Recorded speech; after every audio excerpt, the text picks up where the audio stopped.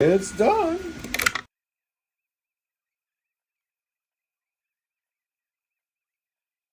The talker shadow flea says, hey, why don't you go in these two screw holes that go through the glass that goes on there?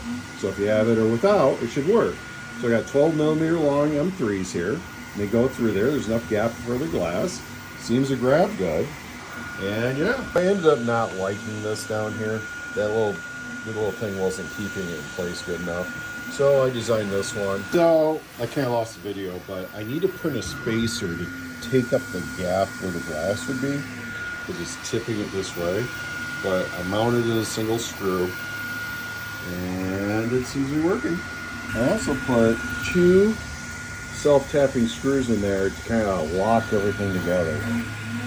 Moved it over a little bit so the display would be here, so once you got the doors on here, you want to open them, you can open them up to that point. If you really need to, you can spin this out all the way.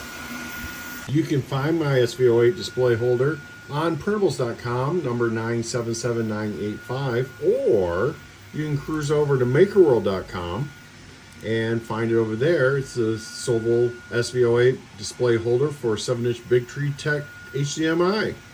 And it's under my account, tooling_Lee.